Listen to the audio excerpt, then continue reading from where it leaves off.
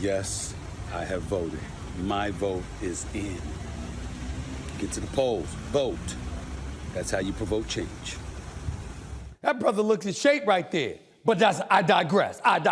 There's a lot to get into today. Been out of the loop for a few days, but I'm back in the house. A lot of sports that I didn't touch on in front of you, but I'm about to do it right now.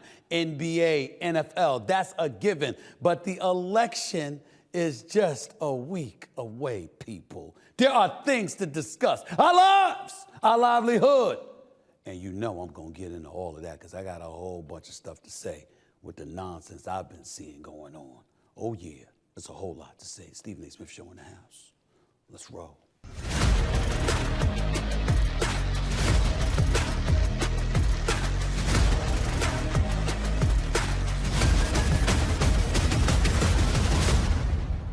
What's up, everybody? Welcome to the latest edition of the Stephen A. Smith Show, coming at you at the very least 3 days a week over the digital airwaves of YouTube and, of course, iHeartRadio. By the way, as always, I take a moment to pause to show my love and appreciation for all my followers and supporters. We've now eclipsed over 893,000 subscribers, rapidly approaching 900,000 subscribers. Can't thank y'all enough for the love and support, not to mention that over 3 million downloads on iHeartRadio. Just keep the love coming, like I always tell y'all, and I'll keep on coming. To continue to watch and follow the Stephen A. Smith Show, just click the bell to get notified of all of our new content, and you too will be the latest member of the family. And while you're doing that, please don't forget to pick up a copy of my New York Times best-selling book, Straight Shooter, a memoir of second chances and first takes, now in paperback. Just go to straightshooterbook.com to get yourself a copy. Once again, that's straightshooterbook.com to get yourself a copy. Let's get started with the race for the White House, as the presidential election is now less than a week away. Both campaigns are now making their closing arguments to the nation. Donald Trump spent Tuesday in Pennsylvania speaking at a rally in Allentown, Pennsylvania, where he asked, quote, "Are you better off now than you were 4 years ago?" End quote. Meanwhile, Vice President Kamala Harris spoke to an audience at the Ellipse on the Washington Mall last night, the same place where Trump spoke to the crowd that eventually stormed the Capitol on January 6th, 2021, nearly 4 years ago. To be specific, Harris stated clearly how her administration would differ from that of Joe Biden. Take a listen. I have been honored to serve as Joe Biden's vice president. But I will bring my own experiences and ideas to the Oval Office. My presidency will be different because the challenges we face are different.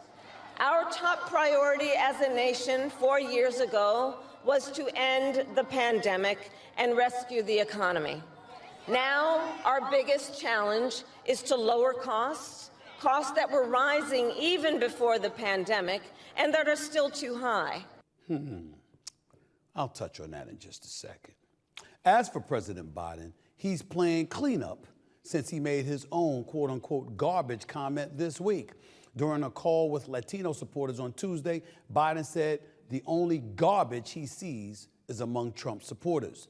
That was a reference to comedian Tony Hinchcliffe's controversial comment Sunday calling Puerto Rico floating garbage at the Trump rally at Madison Square Garden in New York. As for Vice President Harris, she told reporters today she strongly disagrees with any criticism of people based on who they vote for. Here's the deal. Very, very smart of her to do that.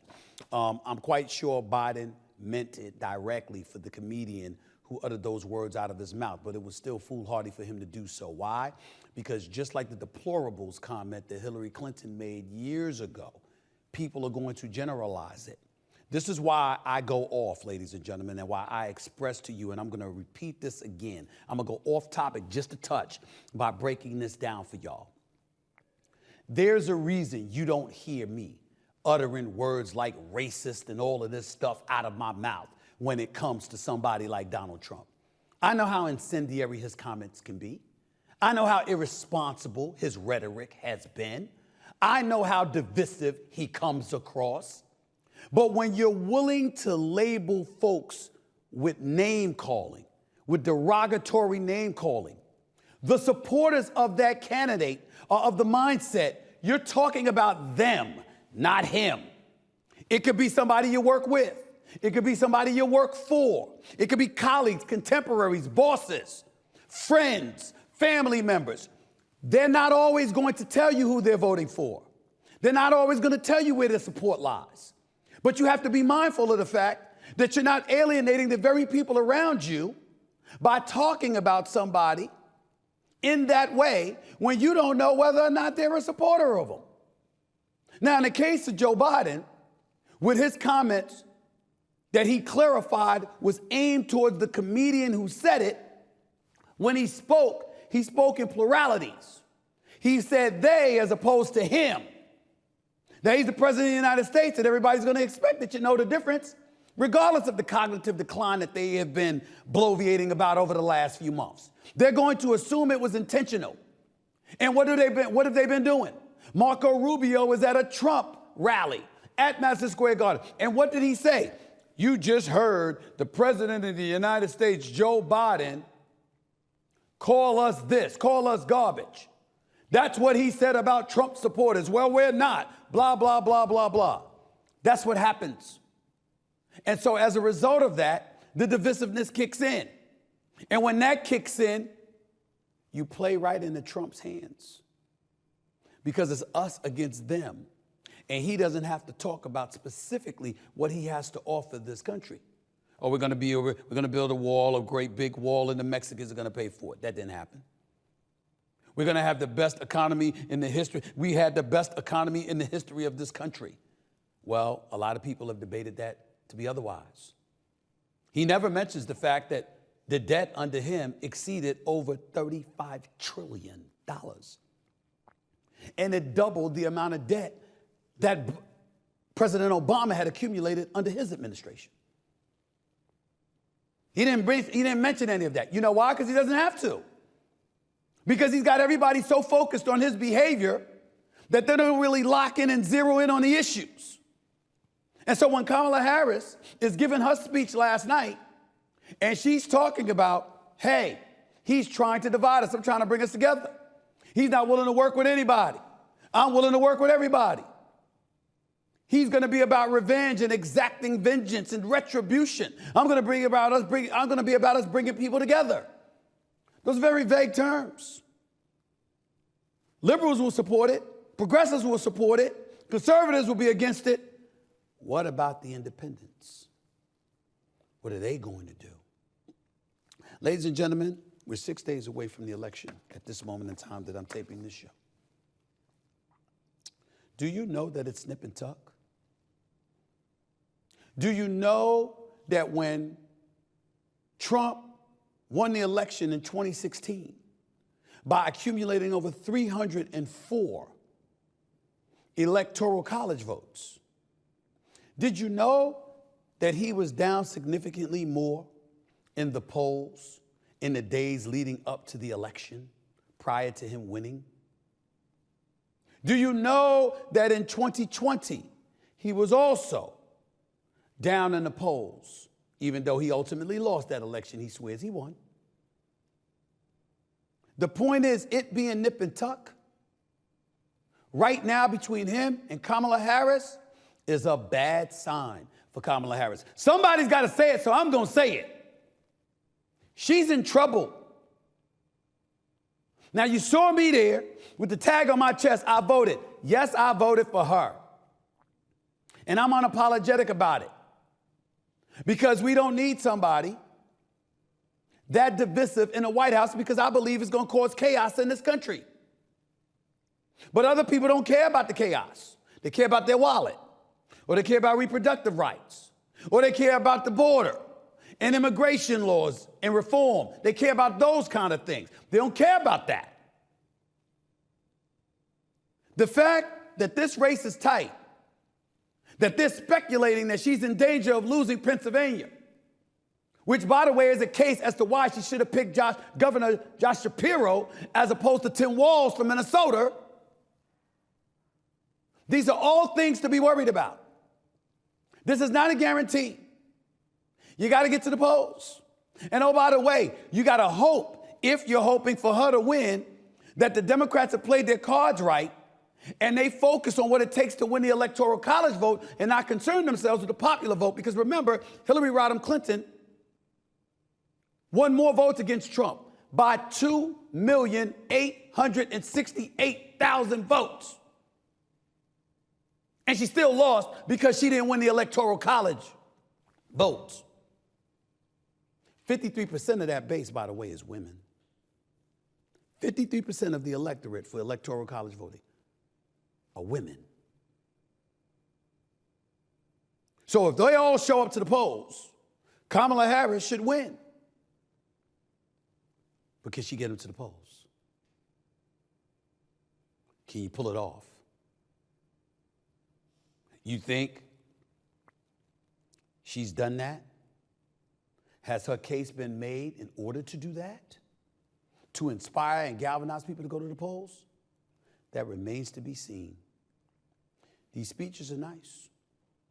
Some have been very good. I thought last night's speech was very good, with the White House as the backdrop. I thought she performed well during the debate against Donald Trump, face to face. I thought some speeches she's given at these rallies, and certainly her speech at the Democratic National Convention, was impressive. But when she's been interviewed by folks who know politics, and this is their lane, and they're asking her about the issues, I swear before all things, I'm going to lose it if I hear her preface her answers again by telling the world she was raised in a middle-class household. I'm getting tired of that because I don't think it's going to work. If I thought it would work, I'd like it. I don't think that's going to work. Just a little nugget of information, particularly when you're speaking to the minority portion of the population. Middle class is closer to the upper class than it is to lower class. And a lot of times people don't think your level of relatability is elevated when you say middle class. Her team telling her to say middle class, middle class, middle class, especially when you're preferencing every answer with that, may not work. I'm only saying all of this to say, ladies and gentlemen, I voted for her. I want her to win. I'm critiquing because I want her to win, not because I want her to lose. You got 6 days to convince the voters. It ain't over. It's nip and tuck. It could go either way. You've been saying that for months. It goes either way. Try something to swing for the fences. Something a little bit different. Change it up a little bit. You got 6 days to do it, even though folks are voting early, like myself. You got 6 days to do it.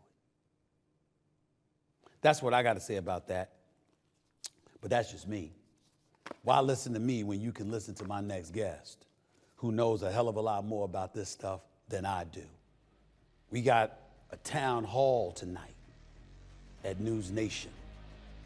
It's called Cuomo Show, meaning Cuomo. Okay? That's where I'll be tonight, part of a town hall. I'll get into all of that in just a second when I introduce him, but not before I pay some bills right here. Take a look, your boy in PrizePicks.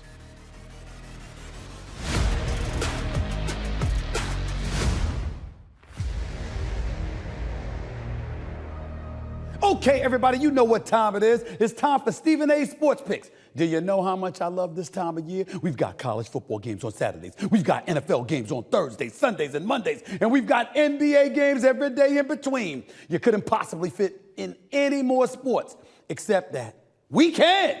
And that's because we're using PrizePicks for all that game time action. You see, PrizePicks is the largest fantasy sports platform in all the land with more than 3 million members, where you choose 2, 3, or even up to 6 players and then pick more or less on their projected stats for the game. But the best part is you can pick players from any of those sports I just mentioned. Choose Josh Allen, Travis Hunter, and LeBron James, all in the same entry, and then sit back and watch. And get this, sign up with code SAS and PrizePicks will give you $50 instantly when you play your first $5 lineup. You don't need to win your lineup to receive the $50 bonus. It's guaranteed. All you have to do is play a $5 lineup on PrizePicks, and you'll get $50 instantly. Now, let's see my winning picks. Today, I'll be picking for Thursday night's NFL game between the Houston Texans and the New York Jets. First up, Houston quarterback C.J. Stroud against the Jets secondary. More or less than 225.5 passing yards. Look here, peeps. I understand Stephon Diggs just went down, all right? ACL, he's out for the year. I understand Nico Collins. Okay, will he be back or not? Bottom line is he's been out. So it's a bit compromising to say the least for C.J. Stroud. He's still a bad brother. And I don't like what I've been seeing from the New York Jets secondary. So guess what? I'm going for more on this one because C.J. Stroud is that dude. More for C.J. Stroud than the 225.5 yards. Let's get next up. New York Jets signal caller, the one and only Aaron Rodgers. More or less than 235.5 passing yards. I don't like what I've been seeing from Aaron Rodgers. But I'll be damned if I'm going to sit here when you got Davante Adams and Garrett Wilson to throw the football to and think you can't throw for more than 235.5 yards. You better! You better. We're going to go with more for this with Aaron Rodgers. Next up, Texans running back Joe Mixon against the Jets D. More or less than 82.5 rushing yards. Here's the thing. I'm going to say less, but not for the reasons you think. It's not that Joe Mixon can't get those yards. It's that I think Houston don't really need to run the football because they know they could be able to pass on the Jets, considering the way the Jets secondary has looked. And I think that C.J. Stroud is going to take advantage of that. They're going to anticipate that the Jets are going to anticipate Houston running the damn football, and then they're going to throw it. So I'm going to say for that reason, Mixon will have less than 82.5 rushing yards because C.J. Stroud is going to have a lot more than 235 or 225 passing yards. That's where I'm going with it. I'm going with less with Mixon here. And last but not least, Jets wide out Garrett Wilson, more or less than 63.5 receiving yards. Once again, Aaron Rodgers going to have to throw the football. Yeah, Breece Hall's there to run the football, but the bottom line is you got Garrett Wilson, you got Davante Adams. You can throw the football. You Aaron Rodgers, you're not satisfied with the way that you've been playing. You've openly admitted you need to do better. I think he does do better, and I think that Garrett Wilson benefits from that. So he's going to have more than 63.5 receiving yards. That's what I'm predicting for him on this game. So to recap, C.J. Stroud more. Aaron Rodgers more, Garrett Wilson more, Joe Mixon less. That's the way it's going this week, all right? Flow with me on this. I kind of know what I'm doing. Obviously, you heard what I had to say. I had a lot to say on this particular subject, but who better to talk to than my next guest? By the way, tonight, 8 p.m. Eastern Standard Time on News Nation, there's a hit show in the world of news and politics. It is called Cuomo. And the host of that show is the one and only Chris Cuomo, who is with me right now. What's up, big time? How are you, man? How's everything? Doing homework for us for tonight. I am out, as comedian Tony Baker would say, I'm in the community. I've been talking to people about what they're worried about, what they want to hear discussed. And I'm just making sure that I'm on point for when we do the town hall tonight, that I'm so happy to have you as a co-host on. Let me ask you this question. It's one thing to have a show, but to have a town hall, we've seen that over the years on many, many occasions. Why did you want to do this particularly the week before the election? I didn't. It was Dusty's idea, my EP. Okay. And it was a great one because it's really going to work more like a telethon. Once I had Stephen A. Smith wanting to be part of this, everybody wanted to be part of it. So now we got all these players and stakeholders from both sides that want to weigh in on the conversation. So my goal tonight is just to motivate conversation. You know, have you and Bill O'Reilly talking about how you see things the same and different. Then we'll start folding people in. Mark Cuban, Ro Khanna, Dana White, you know, all these different players from both sides coming in, same conversation, talking to the audience, you know, talking to people who call in. Just keep it rolling as a conversation because that's what's missing.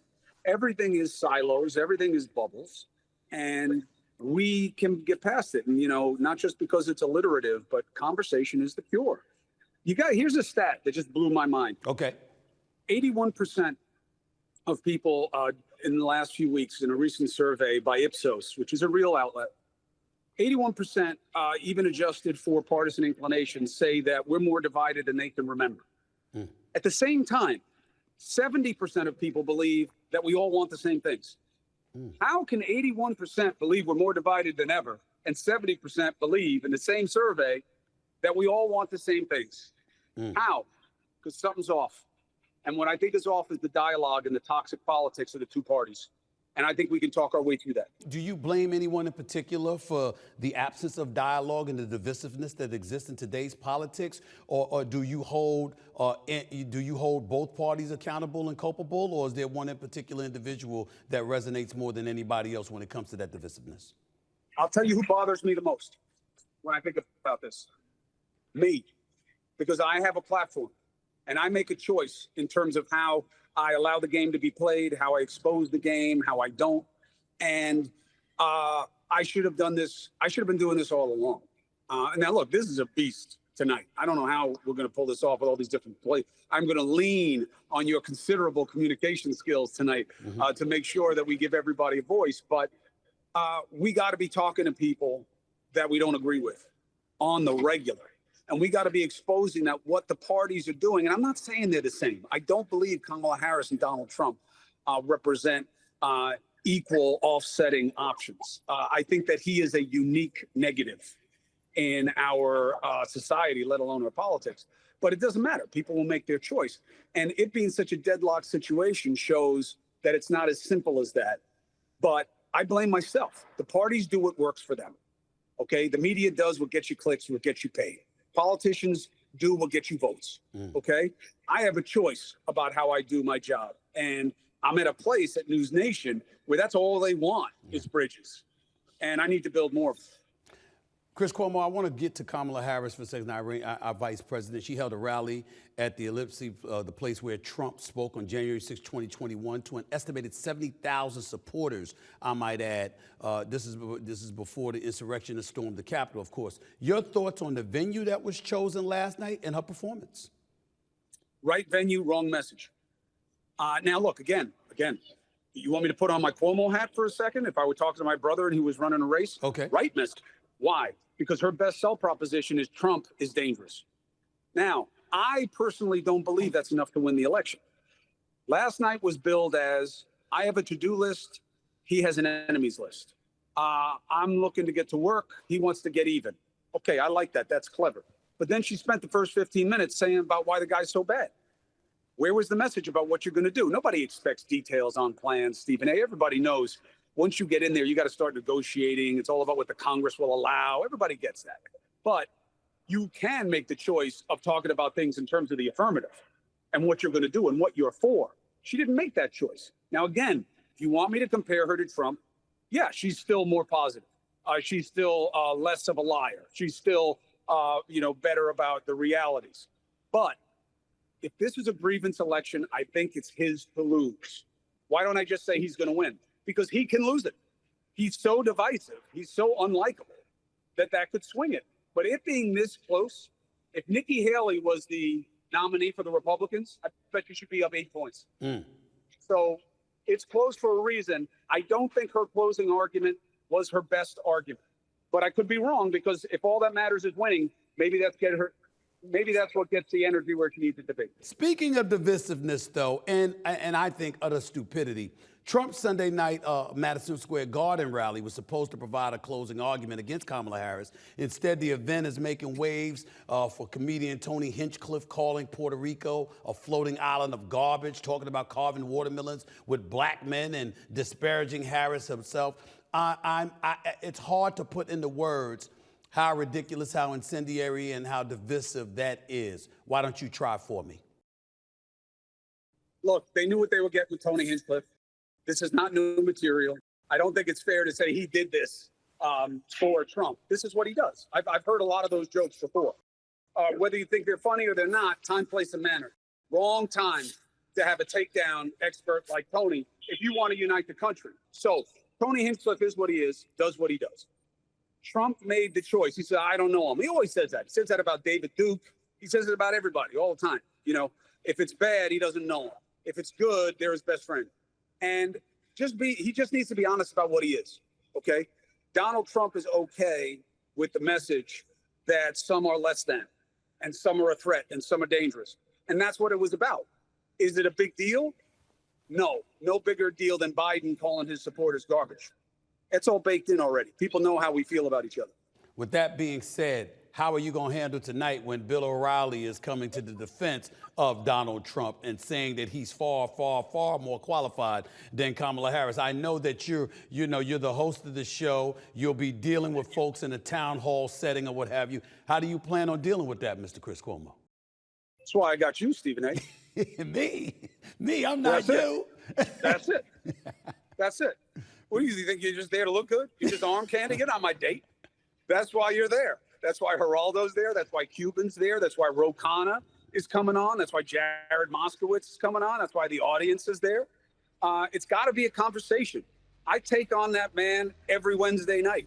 So it's not just about me and him. It's got to be about the week. It's got to be bigger than that. And we've got it set up for exactly that. So we're going to be good. Don't go anywhere. The one and only Chris Cuomo right here with Stephen A. Smith. We'll be back with more in a minute. Let me just take a second to make sure that everybody out there knows. Here at the Stephen A. Smith Show, I'm in it to win it. And I demand nothing short of excellence. No question about that. And that is why we have decided to team up with PrizePicks, America's #1 fantasy sports app with over 3 million members, to help turn all my sports knowledge into some big-time cash. You see, PrizePicks is a daily fantasy app where you just choose 2, 3, or even up to 6 players from your favorite sports teams and then pick more or less on their projected stats for the game. You like Josh Allen? Pick him. You like Giancarlo Stanton? Pick him too. You like Klay Thompson? Then pick all 3, damn it. It takes less than 60 seconds to make your picks, and then you sit back and watch the winnings roll right in. And get this, sign up with code SAS and PrizePicks will give you $50 instantly when you play your first $5 lineup. You don't need to win your lineup to receive the $50 bonus. It's guaranteed. All you have to do is play a $5 lineup on PrizePicks, and you'll get $50 instantly. PrizePicks, pick more, pick less. It's really that easy. What does the future hold for business? Ask 9 experts and you'll get 10 answers. It's a bull market.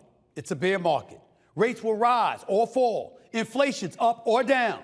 Can someone invent a crystal ball, please? Until then, over 38,000 businesses have future-proofed their business with Netsuite by Oracle, the #1 cloud ERP, bringing accounting, financial management, inventory, and HR into one fluid platform. With one unified business management suite, there's one source of truth, giving you the visibility and control you need to make quick decisions. With real-time insights and forecasting, you're peering into the future with actionable data. When you're closing the books in days, not weeks, you're spending less time looking backwards and more time on what's next. Whether your company is earning millions or even hundreds of millions, NetSuite helps you respond to immediate challenges and seize your biggest opportunities. Download the CFO's Guide to AI and Machine Learning for free at netsuite.com/SAS. That's netsuite.com/SAS. I'll say it one more time. netsuite.com/SAS.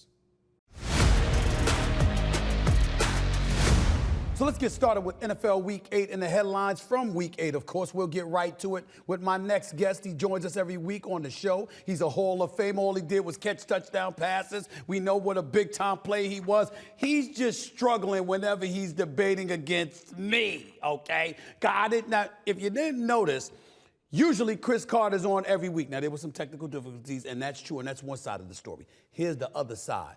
The brother been a little bit harder to find since the Minnesota Vikings lost the last 2 weeks. I think it's important to let the audience know that. I think it's important to let the audience know that since he was waving the damn Vikings jersey and all of this other stuff, they lost 2 straight, and that's part of the reason that the brother's hard to find. I'm talking about the one and only Cris Carter. What's going on, bro? How you doing, man? You all right? You all right? Hey, bro, I will admit, it was a rough 5 days. I mean, we ran into a historic Jared Goff with the Detroit Lions in Minnesota. I mean, he couldn't not complete a pass. And Detroit is starting to come into their own. And then we go on a Thursday night to LA with the Rams, and they get both their receivers back. Yes, rough 5 days. But good news, we made the trade for Cam Robinson, left tackle with Jacksonville. We lost our starter, all-pro Darisaw, and we also lost the backer. So we're back. I'm back. We're going to get a good win against Indianapolis this week. Joe Flacco going to throw us a couple. So we're going to be right at 6-2 at the 8-game mark. And I would say for Vikings fans, we'll be real excited. But haters like you will still keep hating. Well, so ain't we'll no still haters. be 6-2. Ain't no haters. I'm a fact-based individual. Here's the bottom line, CC. I'm looking at the Minnesota Vikings, and you just said it. You just spelling doom. Let me spell it out for you more and crystallize it more for you. I understand Sam Darnold can play, but you know what? He ain't Jared Goff.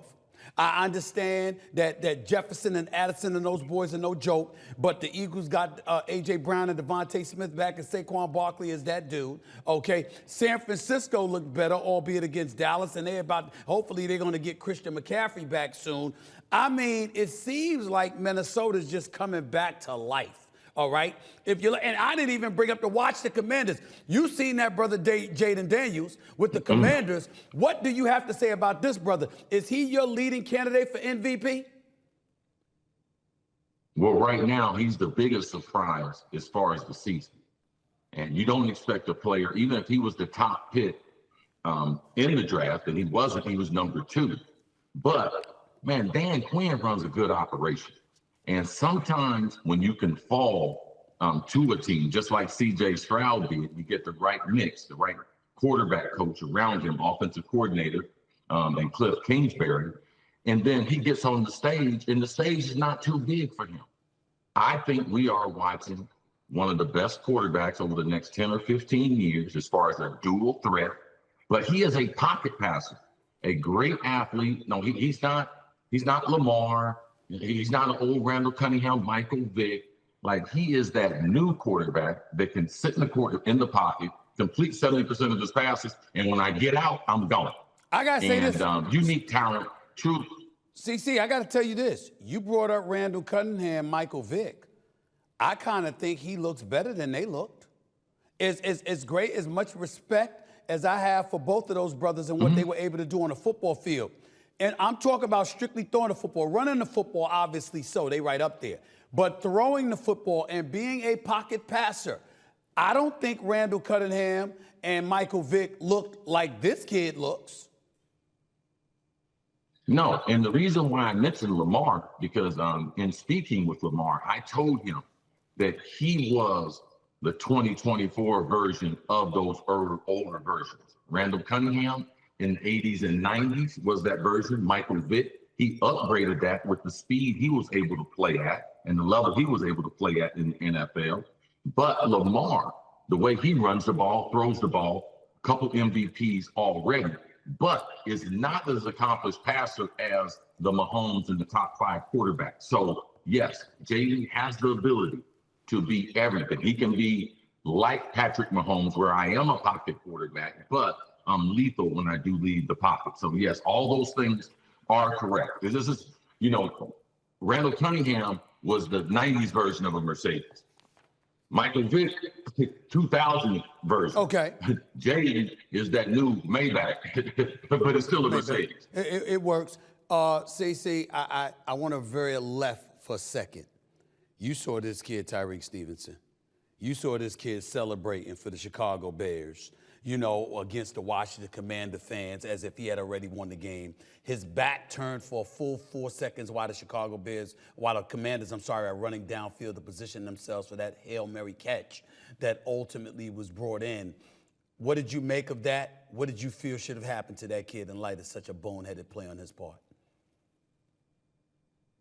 Well, it's inexcusable. And I do think the fact that he addressed the team will help take away some of the things that the team is feeling, so at least they can talk about it. But, man, it's hard to win a game in the NFL. And when you single-handedly, and it boils down to one play, and you single-handedly help the opposition by being distracted, by being very, very selfish, not acting like a veteran, like the game is still going on. And the last play, it was a bad play. Right. But the play before that, where they allowed them to get out of bounds and throw the ball and not defend them, like the defenders, the corners should have been standing 10 yards by the sideline, not 2 yards, 3 yards, right on the sideline. So the quarterback would know, I can't throw the ball over there. We don't have any timeout. So, there was a number of things that Chicago did. But Stevenson, what he did, independent of all that, was the worst. And as a team, you got to take away some of his money. You can't suspend him because it hurts the rest of the team, but you need to be able to get his pocketbook where it hurts him, because that was one of the worst mistakes in losing a football game I've seen in the NFL. What was worse, him doing that or Anthony Richardson, the second-year quarterback for the Indianapolis Colts, literally tapping out of the game because he was tired? I never seen that one. I've seen guys do stupid stuff. I've seen defensive backs try to go up and catch the ball. Ain't none of them got no hands. We have 5 DBs jumping. There's probably one set of hands between the 5 of them. They tapped the ball up compared to knocking it down. But right. I'm quitting. He actually tapped like a basketball player. Yeah. He actually tapped and said, come get me on 3rd down. Yes. And then just being not even self-aware to, oh man, my rib cage. Oh man, my back. Oh, I think I'm cramping up. Not even in a mindset. This is what he said. Oh, I'm not going to lie. No. Lie to me. Because what you're getting ready to say could be tragic as far as your career. You know, it speaks to lack of leadership. It speaks to lack of maturity. It speaks to lack of him being self-aware. And it also speaks to the lack of grooming that he got at the University of Florida. He only started a handful of games, and they were not great at football at Florida when he was there. That's right. So now you're getting ready to give this guy a top 5 pick, your franchise, and he, oh my goodness. So I mean, I wonder what Peyton Manning. Oh my Lord. I mean, and they dealing with a lot, because remember, Andrew Luck just all of a sudden retired on them. But at least he retired after taking an abundance of hits, and he said, I couldn't take it anymore, so he retired. But even that was alarming to people because nobody saw it coming. But having said all of that, are you supportive of the Indianapolis coach saying you're going to sit on the bench, we're going to put Joe Flacco in as the starting quarterback this week? He should. That's a benchable offense right there. When you admit doing something like that, and I'm glad that the franchise is not going to hold everyone hostage in that locker room, because they got a chance to go sneak into the playoffs. And when you're around 500, man, every position is the best player except the quarterback.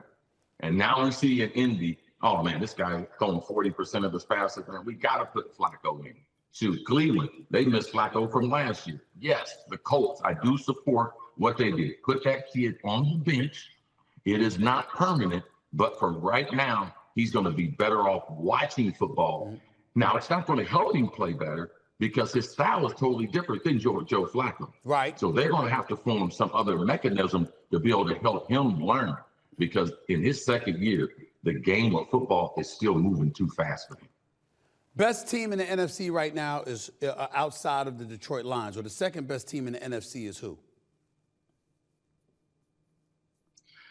I heard you talking about this, and I don't think it's the Philadelphia Eagles, because I do think that their head coach got real problems. I would much rather take Washington and Dan Quinn and the new kid, the rookie at quarterback, than Philadelphia right now. I do believe that those other teams, the Eagles, the Vikings, and the 49ers, by the way, the Vikings have already smashed the 49ers, so they already hold the head-to-head. You know, I don't know what they're doing in Philadelphia that makes you think that they're the number 2 team.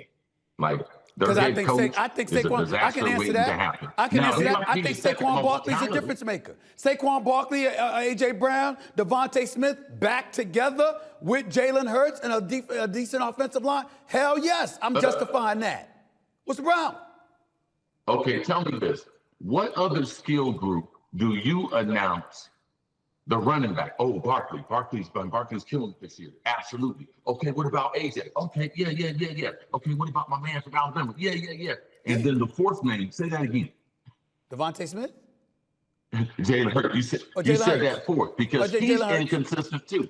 Him and the head coach are very inconsistent. And I do believe that him missing those offensive coordinators the last couple of years is hurt Jalen's development. He is not as good as he was 2 years ago. Okay. I agree with you on all the other players. They're outstanding. But the coach and the quarterback are not tied together. And I don't understand their decision-making, when they go for it, like who's their analytics guy, like what the heck is going on? Because when I watch them, I get confused. Are they talented? Yes. Let me go to stay in the NFC East, where the Cowboys dropped another game in prime time, of course. This time losing to the 49ers, like I mentioned earlier. The Cowboys are now 3-4 and 3 games back in the division. I can have a field day talking about what's wrong with this team, but I ain't the Hall of Famer. You are. Tell the audience what the hell is wrong with these damn Cowboys. Let them know. It's mismanaged from the top up, man. Like, you cannot put the same product out there last season and think that the product is going to be much improved. Guess what? The NFL has a book on the Dallas Cowboys. They are not that physically tough. And when Michael Parsons is out, they're only a shell of themselves on the defensive side. So you're starting to see the frustration through the players in the locker room with their comments, biting off the reporter's head. They just asking normal questions and everything. Jerry Jones, his couple radio shows a week. If that don't destroy the team morale. But by the way, you coming out the shower, you might see somebody that's on the tour, so Jerry can make a little more money on his $10 billion empire, because that's what we do. Somebody might get a little peekaboo at you. Hey, how you doing, buddy? It's dysfunction at its absolute highest. Before I let you get on out of here, man, transitioning to the AFC, obviously the Chiefs are undefeated. Their offense is still suspect, but their defense is elite, the best in the business right now, as far as I'm concerned, with Spagnuolo leading the way. The Baltimore Ravens have fallen off precipitously. I'm very disgusted with what I've seen from them defensively. I think they've lost like 8 leads in the last 2 minutes of regulation over the last season and a half or so. Makes no sense whatsoever. Can't stop anybody. Got Jameis Winston out there looking like the second coming of Joe Montana. So who I'm high on right now, looking at the AFC, in terms of who's trajecting in the right direction, I would say the Buffalo Bills, because Josh Allen is just looking like a stud, and they've acquired Amari Cooper. And I would say my Pittsburgh Steelers, led by Mr. Russell Wilson himself. I like what I'm seeing from the Steelers. I like what I'm seeing from that defense led by T.J. Watt. I'm liking the receivers, giving you the impression, we know we gonna get the ball when Russ is out there. When Justin Fields is out there, he can make things happen, but it's primarily with his feet instead of his arm. So we're very happy that Russell Wilson is our quarterback right now. I'm feeling the Steelers a little bit, the first place Steelers in the AFC North. What do you say to that? First of all, I told you so. What? I encouraged you when Russ was even hurt. I told you that the Steelers' ceiling was higher with Russell Wilson than Justin Fields. Justin Fields was my guy from Ohio State. But his inability to throw the ball with timing and the passing game. I'm going to tell you something, man. My career came alive when we got Warren Moon. And I'm not trying to compare. When you got who? When you got who? Wilson to Warren Moon. Okay. My career came alive because quarterbacks that can throw the ball on an elite level, they make the receivers better. Have you seen a better version of George Pickens in his career I have not. than in 2 games with Russell Wilson? I have not. But then again, that ain't saying much. I mean, the 4 quarterbacks you're talking about is Mason Rudolph, Kenny Pickett, Mitchell Trubisky, and now Justin Fields. Yeah, but most of those, when you're dealing with a wide receiver, because he's got an attitude. They've had problems with him off the field. You need a grown man in there throwing him the ball and talking to him. And you can start to see that on the field. If this kid reaches his potential, and he'll only do it with a quarterback that can throw the ball down the field, that moon ball helps. Those back shoulder fades, they show so much confidence in him. Watch as their relationship grows through the month of November and December, getting ready for the playoffs. So the Pittsburgh Steelers are a frightening team. No one wants to go play them in Pittsburgh, and that defense, we know it travels with. And I do believe that this is Mike Tomlin's best team that he's had the last 8 to 10 years. So I'm looking for big things from the Pittsburgh Steelers, and a lot of that is because of the change in the confidence that Mike Tomlin had in Russell Wilson, knowing that they have real Super Bowl aspirations with him under the center, compared to Justin Fields, and our margin of error is a lot smaller. My last comment before, my last question before I let you go, bro, I'm going to transition to college football because I had Deion Sanders as my coach of the year. Now, I'm watching Indiana, which Mad Dog Russo brought up to me earlier on national television, that Indiana, they are 8-0 in college. Nettie, the head coach, they've been doing their things. They're 8-0. They're undefeated. I'm looking at some of the victories, UCLA, Maryland, Northwestern, Nebraska, Washington. It was in the national title game last year. They beat all of these teams. They're 8-0. credit where credit is due. But they weren't projected to finish 11th in the Big 12. They weren't projected to finish 11th in their own conference. I'm looking at Travis Hunter as a leading candidate for the Heisman Trophy. I'm looking at Shedeur Sanders, who's going to be an elite quarterback picked in the upcoming NFL draft. And I think this brother is a Heisman Trophy candidate as well. But with the job that primetime Deion Sanders has done, even though I understand you can make an argument for Indiana, I can't say enough about what Prime has done. What about you? Well, first of all, the Indiana story is a great story. It is. It's the best Indiana football team in the history of the university. The coach comes over from James Madison. He brought a number of players with him. And the way he attacked the transfer portal was very, very successful. So you need to go give them some credit. Now, they really haven't beaten anyone in the Big Ten yet. They got some headliners coming at the end of the season. And the back end of the Big Ten is a little weaker than we thought. With USC, Washington, those teams aren't as good as we expected. The team that you should also be mentioning is Army. Army's undefeated. I think they play Air Force this weekend, a chance to go 9-0. Like they're an unbelievable story. I think they have 60 players with 3 or 4 years of experience. You know, I work with player development at Florida Atlantic University. They beat us earlier in the year. They are a great operation. And how they attacked it in the transfer portal, when these kids are soldiers, man, it's an amazing story. But the best story is Deion Sanders. And when you get the type of talent that he got in his son and Travis Hunter, you have to be able to get the wine from the grape. Both of these guys will be top 5 picks, and that's a credit to Deion. These kids believed in him. They traveled with him to Jackson State, traveled over to Colorado. And for him, with all the criticism he got with the transfer portal, to attack the portal again. He's got one of my good buddies there, Warren Sapp, working with the kids on the defensive line. I talked to him last week. They have been game changers as far as their physicality. The last couple of weeks, they start running the ball. I tell people, man, don't get caught up in the fluff of Deion. Deion was always a brilliant, brilliant football player. People never want to give him credit for his football mind, how he understands the game. And relatability is the number one thing in college football right now. And there is no coach that is connected more to his players than Deion Sanders.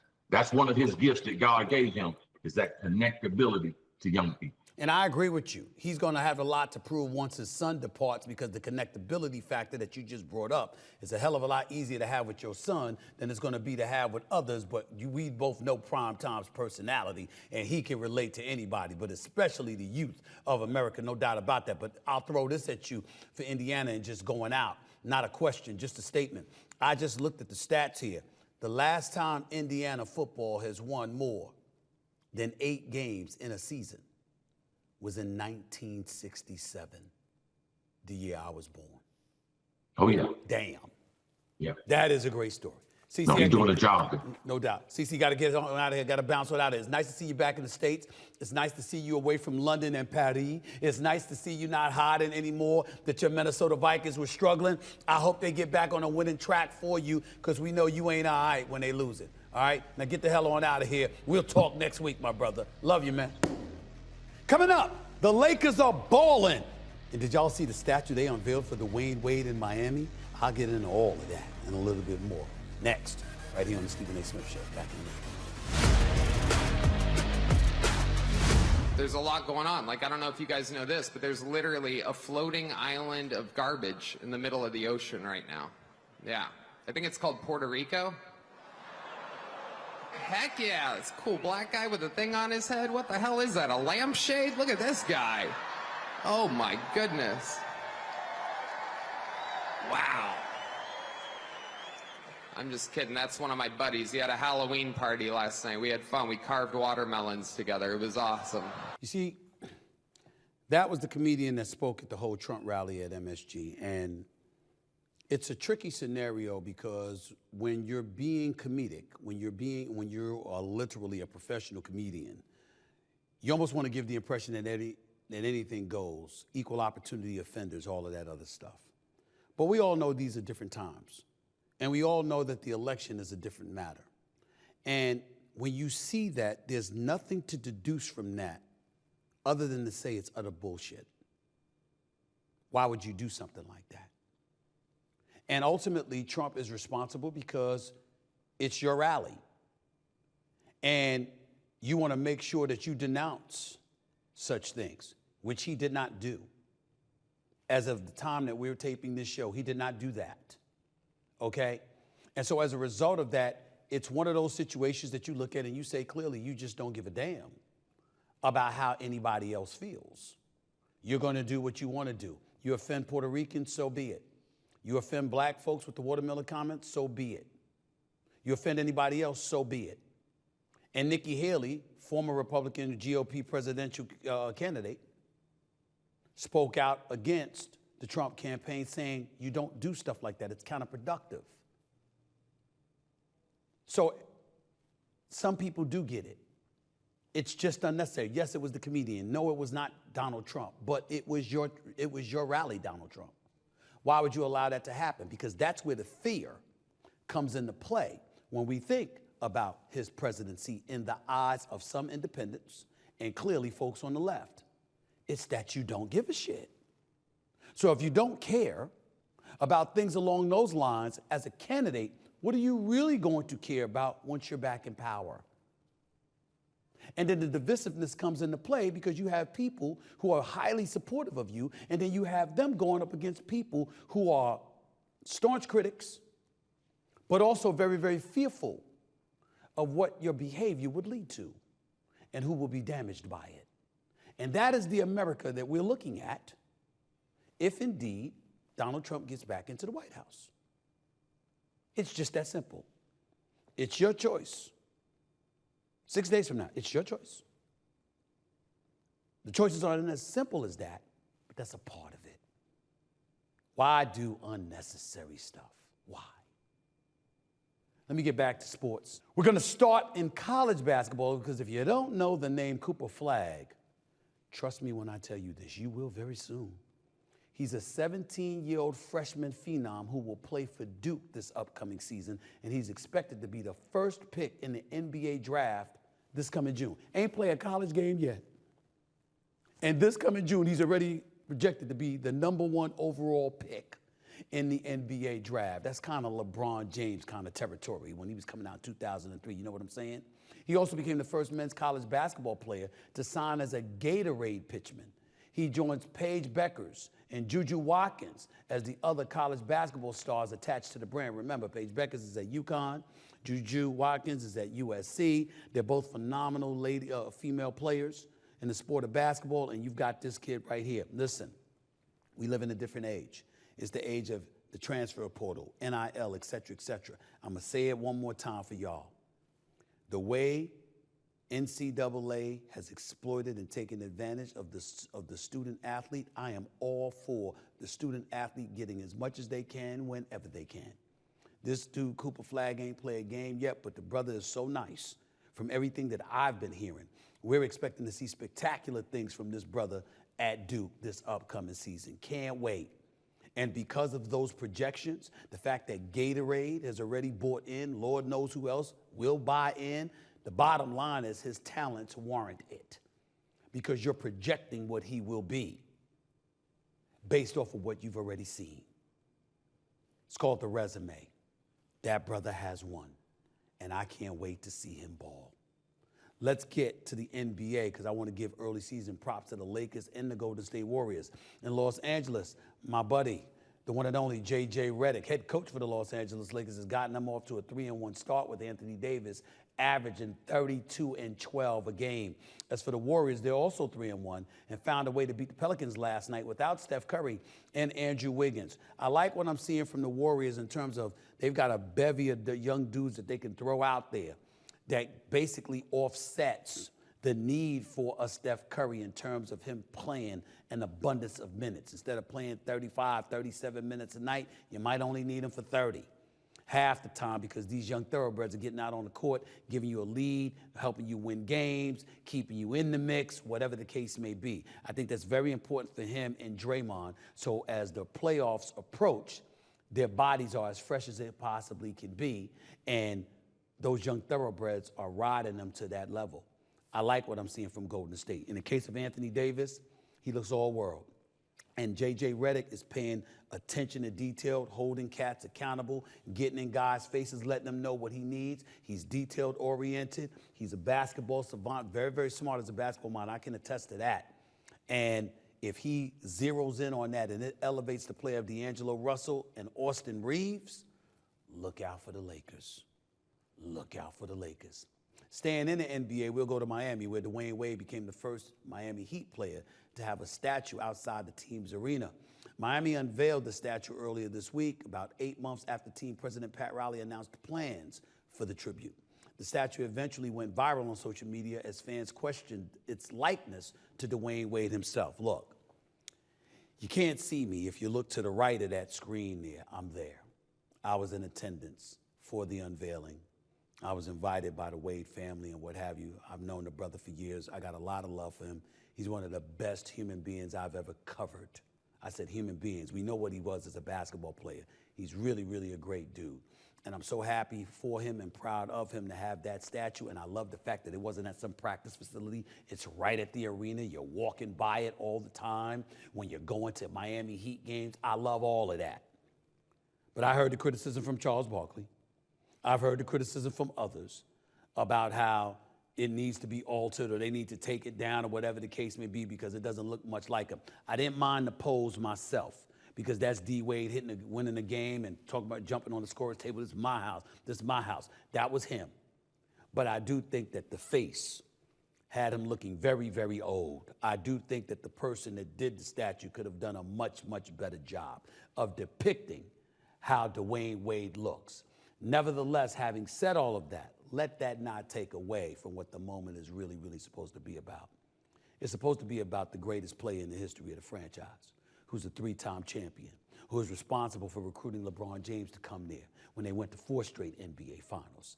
No one has done more for the Miami Heat organization than Dwyane Wade himself. And so he definitely deserved the statue. They might just need to go back up in there and alter the face to make it look considerably younger. That's all. That's my take on it. Most people don't think it looks like him at all. That's your business. I just think they need to make it look a little bit younger. That's all. So let's go to the big screen before I get on out of here because I want to address some of your tweets because I know y'all like to send a lot of tweets to me and what have you. So let's just get right to it, all right? At randommc_L_event, right, Stephen A. Smith, who do you think would win in a 2-on-2 wrestling match? Chicken Little and Alvin or Stuart Little and Simon? You know something? When it comes to mouses and stuff like that, I don't know. I'm just going to make a guess here, all right? I'm going to go with Stuart Little and Simon. I have no idea why I'm making this selection. I have no idea why you all ask me these silly-ass questions. But I'm game.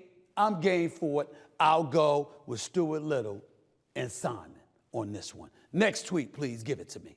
At Gordon Johnson 19, right, Stephen A. Smith, at what point is a receding hairline a crime? I don't know. I just know I'm venturing towards that. I'm willing to admit it. You understand what I'm saying? But I am 57. I think I look pretty damn good for being 57 years of age. Hell, I think I look good for being in my 40s if I was. But that's just me. Either way you slice it, you know, if you got some hair on your head, you can hold on to it. Now, it shouldn't be back to the middle of my damn forehead and stuff like that. You understand what I'm saying? But I wish my hairline was about 2 inches forward. I'll give you that. But it don't mean I don't believe I don't look good. I mean, I kind of do. If I should say so myself. I think I'm all right. And oh, by the way, I'm not knocking anybody else's flavor or anything like that. But when it comes to me, I never hear ladies complaining about my hairline. Never. It's always guys. And only speaking for myself, I don't give a shit how a guy thinks I look. I just want to make sure I'm clear about that. Next tweet, please, give it to me. At Meek and Jacob, right, Stephen A. Smith, do you like the show Young Sheldon? I've watched it a couple of times. I shouldn't say a couple of times, more than a couple of times, a few times. It's actually kind of entertaining. I'm not going to lie about that. I've liked it. It's okay. You know what I'm saying? It's not Frasier, which I used to love. Okay, it's nothing like that, but I've liked the show.